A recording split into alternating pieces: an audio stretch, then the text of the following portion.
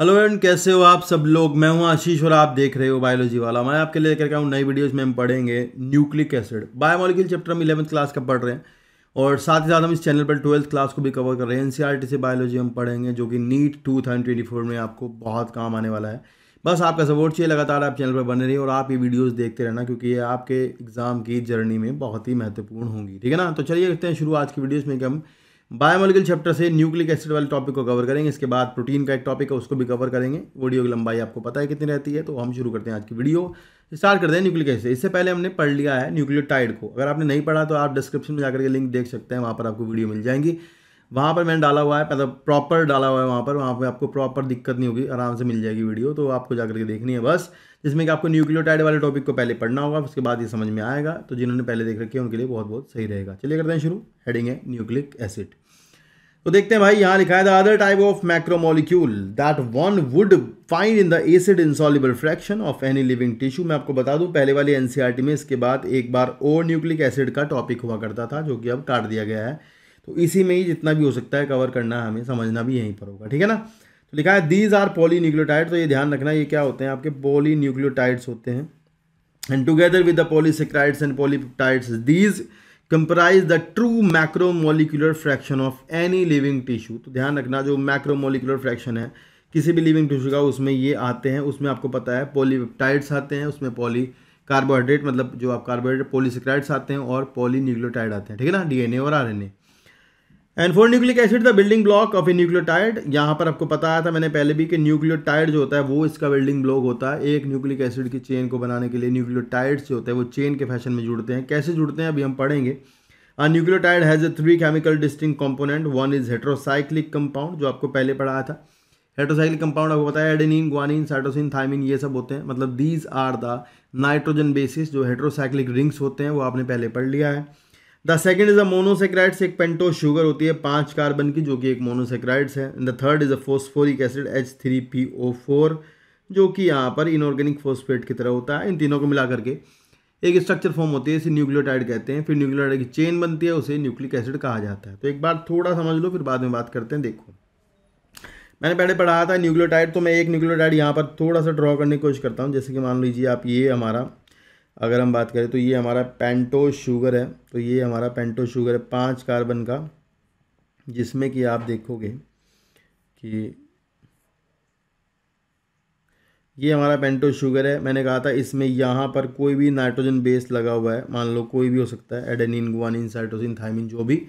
और जो शुगर है पेंटोज वाली मैं बना रहा हूँ इस टाइम राइबोज शुगर बना रहा हूँ। तो राइबोज में आपको पता है यहाँ हाइड्रोक्सिल ग्रुप रहेगा और जो यहाँ पर भी हाइड्रोक्सिल ग्रुप रहेगा राइबोज में। और आपका यहाँ पर भी आपका जो है CH2OH जो 5वां कार्बन है वो आपका रिंग से बाहर होगा। ये आपको ध्यान रखना होगा बात, है ना। तो सॉरी, ये आपका है पेंटोस शुगर। इसमें अभी हमारा जो है ये नाइट्रोजन बेस लगा हुआ है। तो इन दोनों को मिला करके मैंने कहा था ये बन गया जो भी कुछ है इस टाइम। ये है आपका एक न्यूक्लियोसाइड। एक न्यूक्लियोसाइड में आपको पता है क्या क्या होते हैं। एक न्यूक्लियोसाइड में आपका पेंटोस शुगर होता है और नाइट्रोजन बेसिस होते हैं। इसके बाद हमने कहा था यहाँ पर आपका अगर हम कहें कि फोस्फेट जो है वो आपका एस्ट्रीफाई हो जाए, मान लो यहाँ पर आपका फोस्फेट जो है वो एस्टर बॉन्ड से जुड़ जाता है तो वो बन जाएगा न्यूक्लियोटाइड। तो अभी फोस्फेट यहाँ पर लगा है, यहाँ से हमने कहा था वाटर का मॉलिक्यूल बाहर निकल जाएगा और यहाँ पर एक बॉन्ड फॉर्म हो जाएगा जिसे हम कहते हैं फोस्फो एस्टर बॉन्ड। ये है आपका फोस्फो एस्टर बॉन्ड। ठीक है ना। तो ये फोस्फो एस्टर बॉन्ड है, इसमें 5वां कार्बन जो है आपके सामने है, ये रहा 5वां, ये चौथा है और ये तीसरा कार्बन है, दूसरा है और पहला है। तो ये पूरा एक न्यूक्लियोटाइड है। इसमें जब ये न्यूक्लियोटाइड डीएनए में या आरएनए में नहीं होते हैं, मतलब जब ये बिल्डिंग ब्लॉक्स की तरह काम करते हैं, बाहर पड़े होते हैं, चेन का हिस्सा नहीं होते, तो उस टाइम पर ये ट्राईफोस्फेट होते हैं। जब ये चेन का हिस्सा होते हैं तो ये डाईफोस्फेट की तरह, मतलब सॉरी मोनोफोस्फेट हो जाते हैं। जो 2 फोस्फेट है वो टूट जाते हैं और एनर्जी देते हैं जुड़ने के लिए। तो इसको चेन को अगर लंबी करें तो हम यहाँ बताएंगे चेन लंबी करने की कैसे। तो मान लो हम कहें कि ये एक न्यूक्लियोटाइड और है, यहाँ से हम सेम कॉपी कर लेते हैं। तो ये हमारा एक और न्यूक्लियोटाइड है, इसको यहाँ ले आते हैं। तो ये दूसरा न्यूक्लियोटाइड हो गया ना ऐसा। तो अभी आप देखो यहाँ पर अब ये दूसरा न्यूक्लियोटाइड है, तो ये दूसरे न्यूक्लियोटाइड का जो 5वां कार्बन है, ये 5वां कार्बन का जो शुगर है, मतलब 5वें कार्बन की जो हाइड्रोक्सिल ग्रुप है ये वाला, ये इसके तीसरे कार्बन के हाइड्रोक्सिल ग्रुप के साथ बॉन्ड बनाएगा। वैसा ही बॉन्ड बनाएगा जैसे एस्टर बॉन्ड बनेगा, तो यहाँ भी वाटर मॉलिक्यूल बाहर निकल जाएगा और यहाँ फिर से एक एस्टर बॉन्ड का फॉर्मेशन होगा इनके बीच में, तीसरे के और 5वें के। तो यहाँ पर हमारा बॉन्ड बन जाता है। देखो ये भी एक एस्टर बॉन्ड है और इधर भी हमारा एक एस्टर बॉन्ड है। तो दो न्यूक्लियोटाइड के बीच में 2 एस्टर बॉन्ड हो गए, बीच में है फॉस्फेट, है ना। तो हमारा फोस्फो एस्टर बॉन्ड हुआ। कैसा बॉन्ड हुआ? फोस्फो डाई एस्टर बॉन्ड हुआ। उसको हम बोलेंगे 3 to 5 phosphodiester bond. तो ये ध्यान रखना है कि दो न्यूक्लियोटाइड के बीच में 3 to 5 phosphodiester bond होता है, जो कि डीएनए की चेन या आरएनए की चेन को मतलब लंबी करता है, पॉलीमराइजेशन करने में मदद करता है। इसमें आप ध्यान रखोगे एक 5वां कार्बन इधर फ्री है, जिसे मैं मार्क कर देता हूँ पर्पल कलर से। ये 5वां कार्बन इधर फ्री रहेगा। नीचे जाओगे तो जो 3rd प्राइम का OH है, 3 कार्बन का OH है, वो भी नीचे फ्री रहेगा। तो मतलब अगर हम कहें कि कितनी भी लंबी चेन है, मान लो इतनी लंबी चेन है, तो इधर 5 प्राइम फ्री होता है, इधर 3 प्राइम फ्री होता है। ये ध्यान रखोगे, ठीक है ना। फिर अगर हम बात करें जो है बराबर वाली दूसरी चेन के बारे में बात करें, तो अगर हम कहें कि इसके बराबर में कॉम्प्लीमेंट्रिटी होती है, मतलब एक चेन जो है वो दूसरी चेन के कॉम्प्लीमेंट्री होती है और बराबर में वो हाइड्रोजन बॉन्ड से जुड़ी होती है। जैसे ये आपको दिख रही है, तो इसके बराबर में एक और चेन होगी, वो इसके कॉम्प्लीमेंट्री होगी। Complementary means to say that, अभी मैं इसको दिखाता हूँ आपको रोटेट करके थोड़ा, एक सेकेंड ना।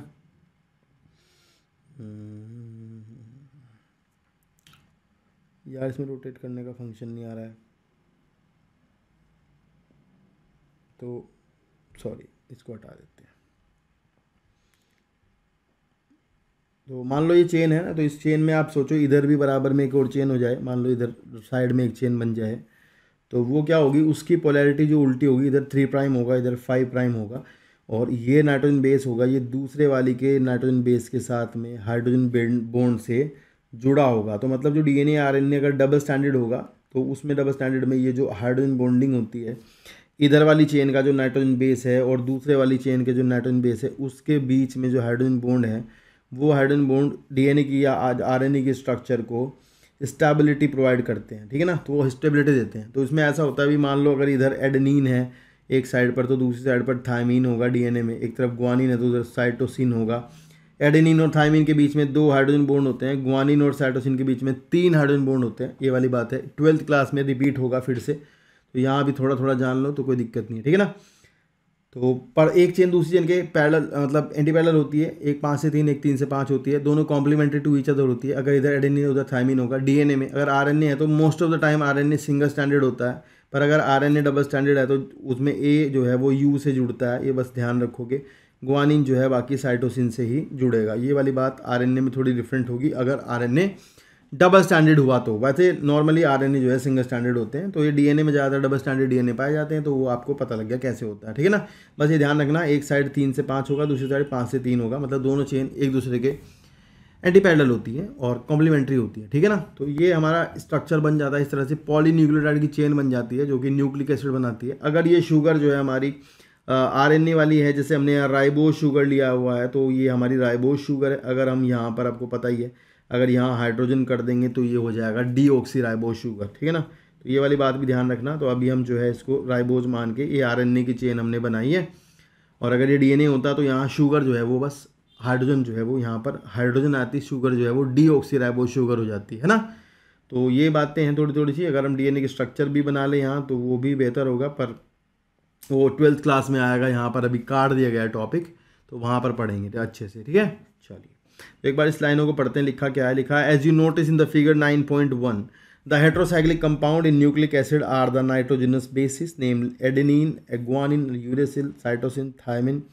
तो थायमिन डीएनए में होता है, यूरेसिल आरएनए में होता है, ये ध्यान रखोगे।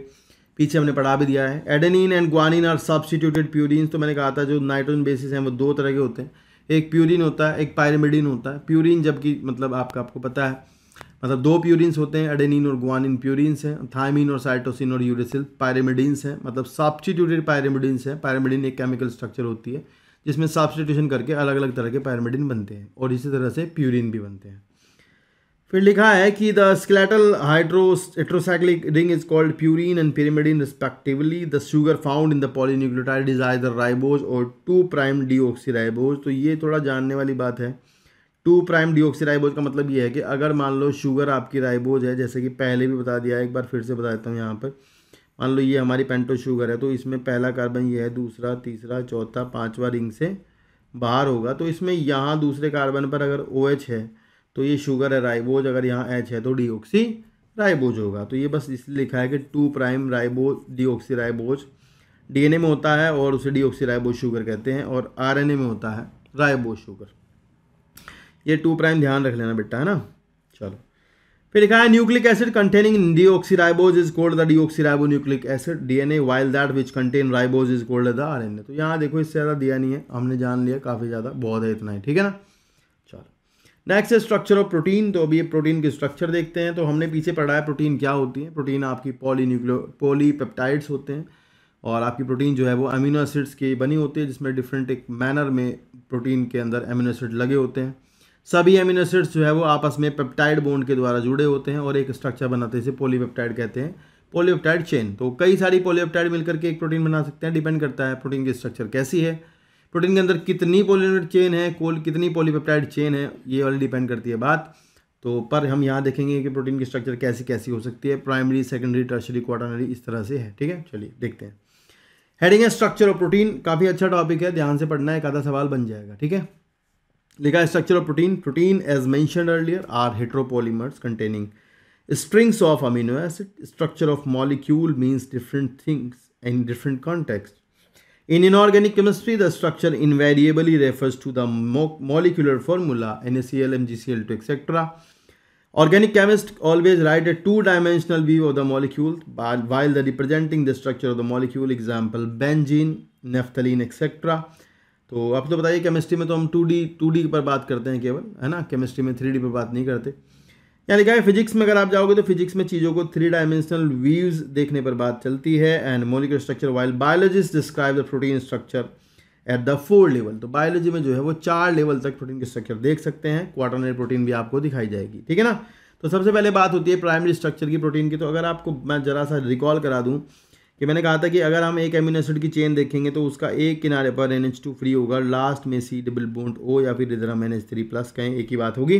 तो ये अगर प्रोटीन की चेन होगी तो इसमें कितने भी एमिनो एसिड हो, भले ही कितने भी एमिनो एसिड हो, 1 2 3 4 5 6 हज़ार जितने भी, तो सभी एमिनो एसिड्स में इस तरह से कनेक्शन होता है. बीच में पेप्टाइड बॉन्ड द्वारा जुड़े होते हैं और पहले किनारे पर N टर्मिनल होता है, लास्ट में जो राइट एंड होता है वहाँ C टर्मिनल फ्री होता है. तो अगर आपको केवल एक प्रोटीन की सीधी सीधी चेन पता है, मान लो आपको प्रोटीन के बारे में ये पता है कि पहला एमिनो एसिड ये है, दूसरा ये है, तीसरा, चौथा, पाँचवा, छठा, सातवां, जो भी, और बस आपको सीधा इतना पता होना चाहिए, that is the primary structure of the protein. उसे हम कहते हैं कि वो प्रोटीन की प्राइमरी स्ट्रक्चर है. तो एक बार देखो यहाँ क्या लिखा है.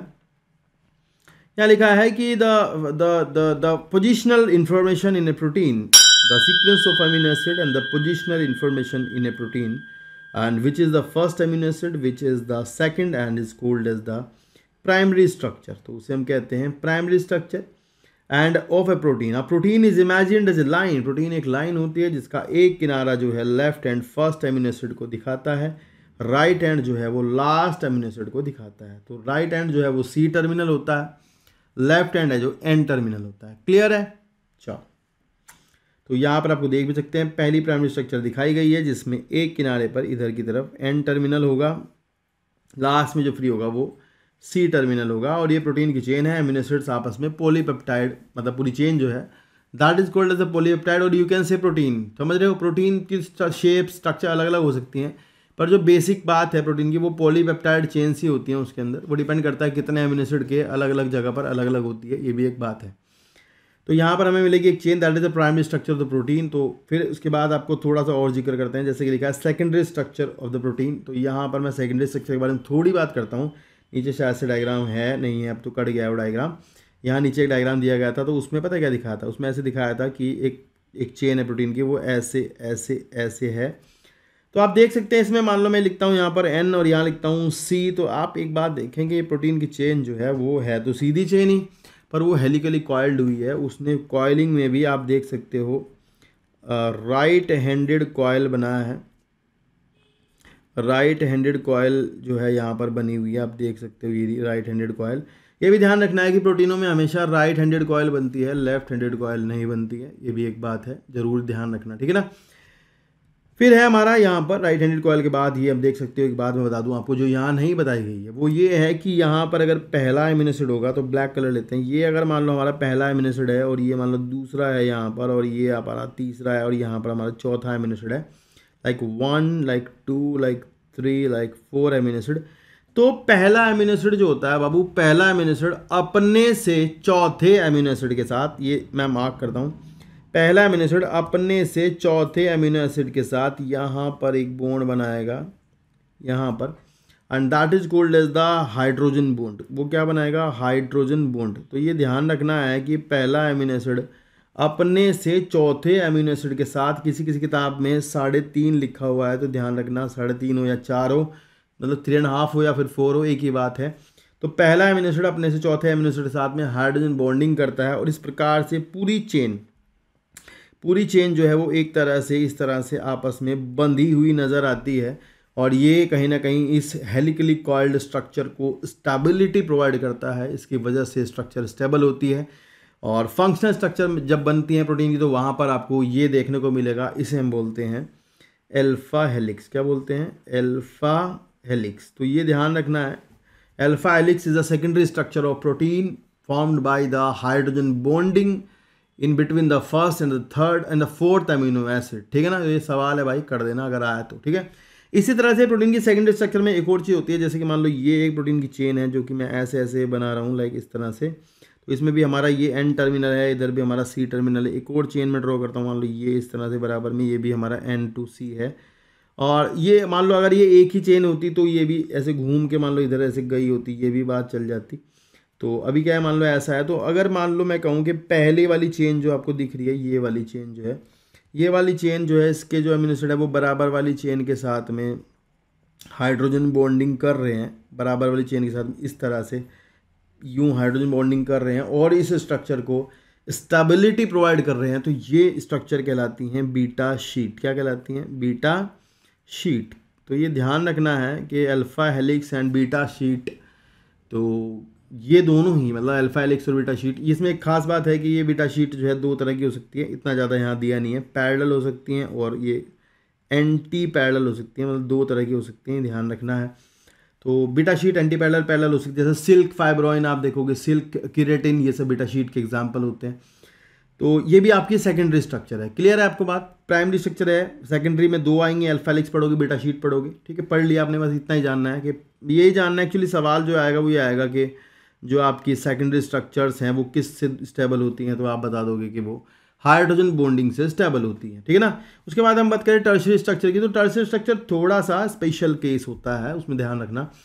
उसमें क्या होता है कि जो प्रोटीन की चेन्स होती हैं, वो प्रोटीन की चेन जो है वो अपने ही ऊपर बार बार कॉयल करती हैं। लाइक इस तरह से एक चेन है और ये इसने जो है, मान लो इस तरह चेन है, इसने एक अल्फा हेलिक्स बना लिया, फिर यहाँ पर मान लो इसने एक बीटा शीट बना लिया, फिर से प्राइमरी बन गया, फिर ये अल्फा हेलिक्स है और फिर इस तरह से, और फाइनली इसने काफ़ी सारी मतलब चेन जो जुड़ करके इस तरह से ग्लोबुलर स्ट्रक्चर बनाया। मान लो कैसा ग्लोबुलर स्ट्रक्चर फॉर्म किया है। तो वो ग्लोबुलर स्ट्रक्चर जो होता है वो आपका टर्शरी प्रोटीन कहलाता है। ज़्यादातर एक्टिव प्रोटीन जो होते हैं बायोलॉजी में, जो बायोलॉजिकली एक्टिव प्रोटीन्स होते हैं, मोस्ट ऑफ द इंजाइम्स जिसकी बात करें हम, या फिर आपकी एंटीबॉडीज वगैरह की बात करते हैं, तो they all are tertiary proteins. Tertiary protein means to say that a protein chain that is making a ball और लाइक जैसे मान लो woollen ball like structure, and in which the all the hydrophilic part of that protein or the amino acid is present over the surface। तो you मतलब बस इसी पे ध्यान देना है कि all the hydrophilic part of that particular protein chain is present over the surface of the protein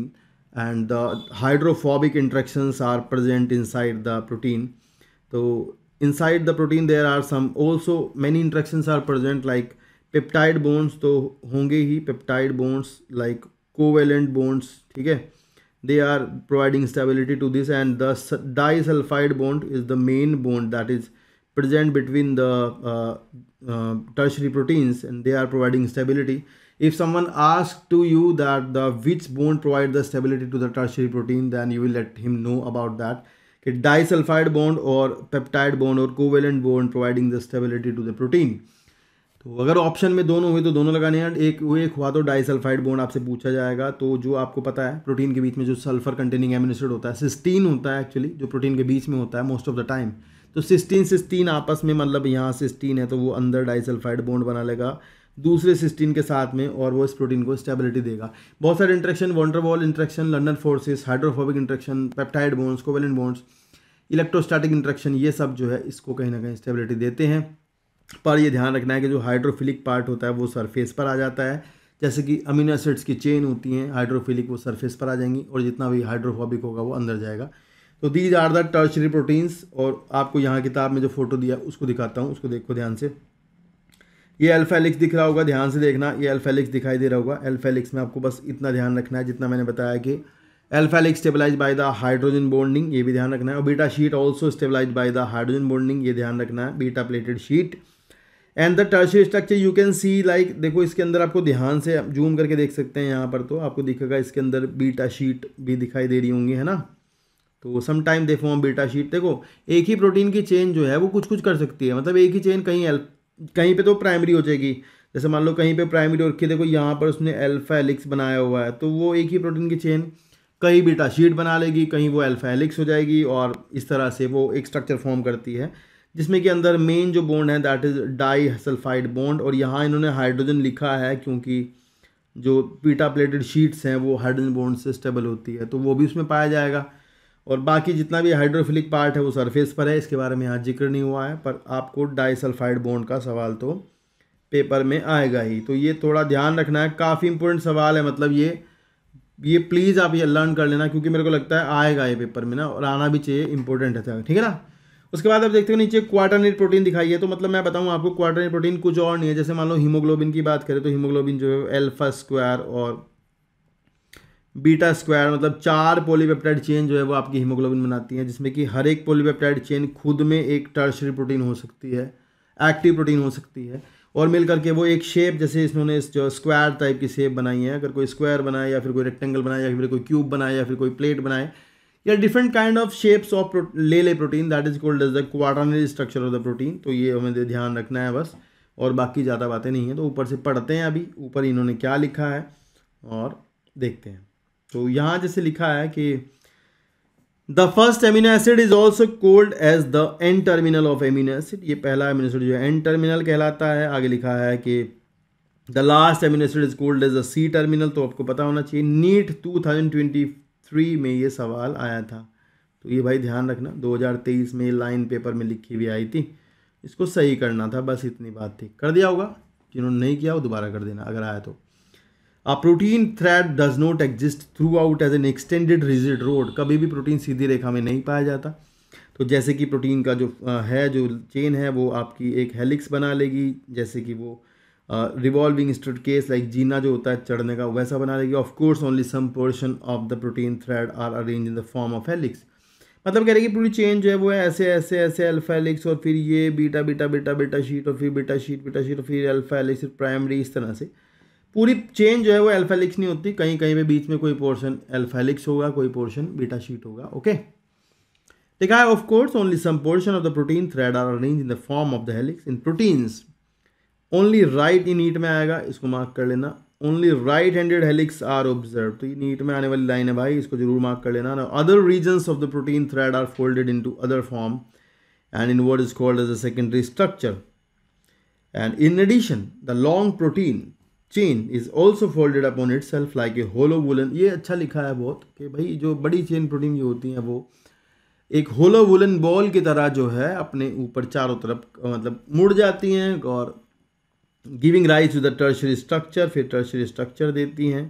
and this gives us the 3 dimensional view, जो 3D व्यूज देता है of the protein. Tertiary structure is absolutely necessary for the many biological activity of protein. तो ये बता रहे हैं कि जैसे मैं आपको बता रहा हूँ, जैसे एंटीबॉडीज आर इम्यूनोग्लोबुलिन्स, जैसे कि जो इंजाइम्स होते हैं दे आर टर्शियरी प्रोटीन्स, है ना, तो इसलिए लिखा है, ठीक है। फिर आगे लिखा है कि some proteins are an assembly of more than 1 polypeptide or सब यूनिट। तो कह रहे कुछ प्रोटीन ऐसी होती हैं जो आपकी असेंबली होती है मोर than 1 polypeptide or subunit, and the manner in which these individual folded protein polypeptide or subunits are arrange with respect to each other. Linear string of sphere arranged one upon each other in the form of the cube or plate is the architecture of a protein, otherwise called the quaternary protein. उसे हम क्या कहेंगे? Quaternary protein कहेंगे, quaternary structure कहेंगे. तो example में इन्होंने कहा है कि एडल्ट ह्यूमन के अंदर जो हीमोग्लोबिन होता है, हीमोग्लोबिन जो है वो क्वाटरनरी स्ट्रक्चर रखता है. तो आपको सवाल अगर आ गया ना कहीं तो आप कर देना, पूछेंगे इसमें से कौन क्वाटरनरी स्ट्रक्चर शो करता है, आंसर होगा हीमोग्लोबिन. क्लियर है? चलिए. And the two of these are identical to each other, and hence two subunit of alpha type and two subunit of beta type together constitute the human hemoglobin. ये ध्यान रखना है, ठीक है ना. तो मतलब अल्फा स्क्वायर और बीटा स्क्वायर दो चेन होती हैं, एक चेन में 146 अमीनो एसिड होते हैं, एक में 141 मे बी आई थिंक, है ना. तो ये है 4 पॉलीपेप्टाइड चेन होती हैं जिनकी जीन जो है वो 11 और 16 नंबर क्रोमोसोम पर मिलती है. ये 12th क्लास में आपको पढ़ाऊंगा, ठीक है ना.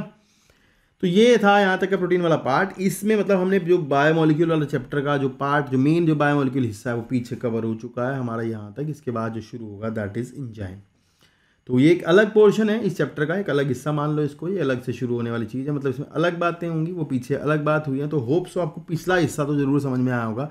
नहीं किसी को समझ में आया तो आप कमेंट करके बोल सकते हैं, मैं अलग अलग वीडियो बना दूंगा सबकी, कार्बोहाइड्रेट की, प्रोटीन की, सबकी. तो आप प्लीज़ बस इतना बताएं कि हमें ये समझ नहीं आया, तो आपके लिए अच्छा होगा, मैं आपकी मदद करूँगा, ठीक है ना. बस आपका काम है कि आप चैनल पर बने रहें, लगातार देखते रहें. अब हम पढ़ेंगे थोड़ा सा एंजाइम जो कि इसी वीडियो में कवर करेंगे. उसके बाद हम एक कॉन्सेप्चुअल बात जो कि नेक्स्ट वीडियो में एंजाइम की कवर करने वाले हैं. तो जरूर देखते रहना चैनल, ठीक है ना. चलिए एंजाइम देखते हैं. एंजाइम जो है, आपको एक शब्द है एंजाइम, इसका मैं मतलब बताता हूँ. जैसे यहाँ लिखा है एंजाइम, तो भैया इसका मतलब है, जाइम का मतलब होता है ईस्ट, इनका मतलब होता है मे. तो दैट मीन्स ईस्ट में. सबसे पहले ऐसा हुआ था कि जो एंजाइम की डिस्कवरी हुई थी तो ऐसा हुआ था कि जो ईस्ट है, फंगस जो है आपका, वो उसने एक रिएक्शन का रेट बढ़ा दिया था. तो बाद में पता चला कि ईस्ट के अंदर कुछ ऐसा है जो किसी रिएक्शन का रेट बढ़ा देता है. जितने भी बायोलॉजिकल रिएक्शंस होती हैं, बायोलॉजिकल रिएक्शंस जितने भी बायोलॉजिकल वर्ल्ड में पाई जाती हैं, सभी रिएक्शन में मोस्ट ऑफ द टाइम एक एंजाइम की जरूरत होती है. एंजाइम जो कि उस रिएक्शन के रेट को कंट्रोल करता है, उस रिएक्शन के रेट को बढ़ाता है, और बिना एंजाइम की रिएक्शंस नहीं होती हैं. तो ये एक मुख्य चीज़ है जो आपको समझनी भी चाहिए, और ये पेपर में आते भी है इसमें सवाल, ठीक है. तो जैसे मैंने कहा एंजाइम दैट मीन्स ईस्ट में कुछ ऐसा था जिसने कि फर्मेंटेशन की रिएक्शन को बढ़ा दिया. तो बाद में पता लगा कि ईस्ट में एक एंजाइम है, उसका नाम है जाइमेज. क्या नाम है? जाइमेज, ठीक है ना. तो जाइमेज को आइसोलेट किया गया, और फिर इसी तरह से बहुत सारे एंजाइम दुनिया भर के जो है अलग अलग जगहों पर निकाले गए, और हर रिएक्शन में पता लगा कि एंजाइम्स पाए जाते हैं, ठीक है ना. तो पहला पैराग्राफ देखते हैं एक बार ध्यान से, फिर बाद में पढ़ते हैं क्या है. लिखा है almost all enzyme are protein. तो पहली लाइन समझ लीजिएगा, सभी एंजाइम ऑलमोस्ट क्या होते हैं? प्रोटीन होते हैं. ज़्यादातर एंजाइम्स क्या होते हैं? प्रोटीन होते हैं, और प्रोटीन के बने होते हैं. और जो मैं एक्चुअली बताऊं आपको, जो जीन होती है वो जीन, डीएनए जो होता है, जीन पॉलीपेप्टाइड कंट्रोल करता है, प्रोटीन की स्ट्रक्चर को कंट्रोल करता है, और वो प्रोटीन फर्दर क्या बनाती है? एंजाइम बनाती है. And there are some nucleic acid that behave like enzyme. तो उन्हें हम कहते हैं राइबोजाइम. तो सब कुछ आरएनए होते हैं, एक्चुअली कुछ आरएनए हैं, हम यहाँ नाम ही लिख लेंगे उनके. तो सम आरएनए एक्ट एज एंजाइम और they have a catalytic property. उन आरएनए के पास कैटालाइटिक प्रॉपर्टी मिलती है, और उनका हम एग्जाम्पल भी नोट कर लेंगे. यहाँ 2 एग्जाम्पल नोट कर देता हूँ तुम्हारे लिए. जैसे कि 23S RRNA, ये बैक्टीरिया के राइबोसोम में होता है. 28S RRNA ये यूकैरियोट्स में मिलता है, यूकैरियोटिक राइबोसोम में मिलेगा आपको. ये आपको मिलेगा प्रोकैरियोटिक राइबोसोम में, है ना. और एक और बताता हूँ, राइबोन्यूक्लियेज P, ये आपको RRNA, मतलब जो आरएनए होता है, आरएनए की जो प्रोसेसिंग होती है, 12th क्लास में पढ़ाऊँगा, वहाँ पर काम आता है. तो ऐसे बहुत सारे और भी एंजाइम है जो आरएनए के बने होते हैं. तो ध्यान रखना है क्या, कि वो एंजाइम जो आरएनए के बने होते हैं, उन एंजाइमों को क्या कहते हैं? तो आप बताओगे, उन एंजाइमों को राइबोजाइम कहते हैं. Okay. One can depict an enzyme by the line diagram. तो एक लाइन वेवर वर्क का एक ग्राफ है, जिससे कि हम y=mx+c की रिएक्शन से इसे समझाते हैं एंजाइम कैटालिसिस को, जिसमें कि हम माइकलिस मेंटन इक्वेशन पढ़ते हैं जो यहाँ नहीं दी है.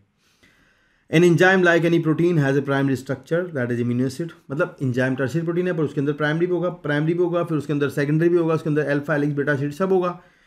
तो लिखा है प्राइमरी स्ट्रक्चर हो सकती है, that is an enzyme like any protein has a secondary structure and tertiary too. When you look at the tertiary structure, अगर आप कह रहे हैं कि टर्सरी स्ट्रक्चर देखो तो मैंने भी बताया था आपको पीछे के टर्सरी स्ट्रक्चर की सरफेस पर बहुत सारे जो चार्ज पार्टिकल है, हाइड्रोफिलिक पार्ट है, वो सरफेस पर आ जाता है। वहाँ पर वो चेन इस तरह से फोल्ड होती है एक दूसरे के ऊपर कि उस सरफेस पर आपको कुछ इस तरह से मान लीजिए कुछ पॉकेट्स, कुछ जगहें दिखाई देंगी जहाँ पर वो हाइड्रोफिलिसिटी या वो हाइड्रोफिलिक पार्ट रहता है। तो these structures are called as and these gaps and these pockets are called as active site. क्या कहते हैं इनको? Active site. तो एक एंजाइम की सरफेस पर बहुत सारी ऐसी एक्टिव साइट्स हो सकती हैं जिन पर आकर के, या फिर हम कह सकते हैं these are the substrate binding site. अब सबस्ट्रेट क्या होता है? सबस्ट्रेट वो कंपाउंड होते हैं, जैसे ए सबस्ट्रेट है प्लस बी सबस्ट्रेट है, इन दोनों को जोड़ करके सी बनेगा and C is the product and these are the substrate जिस पर कोई रिएक्शन होगी और ये सबस्ट्रेट आकर के इस एंजाइम की कैटालिटिक साइट, जिसे हम एक्टिव साइट कहते हैं, उस पर जुड़ेंगे। तो ये ध्यान रखना कि जो टर्शियरी प्रोटीन्स होती हैं वो सरफेस पर कुछ इस तरह की स्ट्रक्चर फॉर्म करती हैं जिन्हें एक्टिव साइट्स कहते हैं। लिखा है कि you will notice that the backbone of the protein chain fold upon itself, the chain criss cross itself and hence many crevices और pockets are formed over the surface of the structure. One such pocket is the active site. An active site on an enzyme is a crevice or pocket in which the substrate fits. तो ध्यान रखना उस enzyme उस जगह में अपने substrate को जोड़ता है। This enzyme through their active site catalyze the reaction. वहाँ वो सबस्ट्रेट को जोड़ता है और प्रोडक्ट में कन्वर्ट करता है। Enzyme catalyst differ from inorganic catalyst. जैसे केमिस्ट्री में देखते हो तो आप वो हाई टेम्परेचर पर भी काम करते हैं, पर ये हाई टेम्परेचर पर काम नहीं करते हैं। ठीक है ना? लिखा है कि but one major difference need mention, inorganic catalyst work efficiently at high temperatures and high pressure while the enzyme get damage at high temperature. क्योंकि ये प्रोटीन है और प्रोटीन की स्ट्रक्चर जो है वो मिसफोल्ड हो जाती है गर्म होने पर। ठीक है ना? क्योंकि बॉन्ड्स टूट जाएंगे और प्रोटीन खराब हो जाएगी। जैसे ऑमलेट बनता है ना गर्म करने पर अंडे से, तो वैसा ही। And however enzyme isolate from organism who normally live under extremely high temperature. जैसे कुछ ऑर्गेनिज्म ऐसे हैं जैसे कि जो रहते ही 100 डिग्री पर हैं, तो उनके अंदर ऐसे एंजाइम मिलते हैं जो हाई टेम्परेचर पर रह सकते हैं and are stable and retain their catalytic power even a high temperature. Thermal stability is an key component और important quality of such enzymes isolated from the thermophilic organism. एक example है, जैसे मैं लिख देता हूँ यहाँ, 12th में आएगा। एक एंजाइम है टैक पॉलीमरेज, जो कि डीएनए पॉलीमरेज करना, डीएनए की कॉपी कराने वाला एंजाइम है, जो कि थर्मस एक्वाटिकस नाम के एक बैक्टीरिया से निकाला गया है, जो कि 70-80 डिग्री सेल्सियस तक जिंदा रहता है। तो वो एंजाइम जो वहाँ से निकलेगा वो तो हाई टेम्परेचर पर काम कर लेगा, पर नॉर्मल सभी एंजाइम हाई टेम्परेचर पर काम नहीं करते हैं। ठीक है ना? तो मैं इस वीडियो को यहीं रोक रहा हूँ भाई, क्योंकि अगले वाला टॉपिक बहुत इंपॉर्टेंट है जो कि इस वीडियो में कवर नहीं होगा, लंबा जाएगा, थोड़ा सा समझाना पड़ेगा काफ़ी कुछ चीज़ें। तो ये वीडियो यहीं रोकते हैं, उसके बाद हम नेक्स्ट वीडियो पढ़ेंगे, चैप्टर हो जाएगा कवर। होप सो आपको वीडियो अच्छी लगेगी। तो अगर अच्छी लगे तो कमेंट कीजिएगा, लाइक कीजिएगा, शेयर कीजिएगा, सब्सक्राइब कर दीजिएगा और अपने दोस्तों को शेयर कीजिएगा। थैंक यू सो मच पूरी देखने के लिए। टेक केयर, मिलते हैं नेक्स्ट वीडियो में। Bye bye.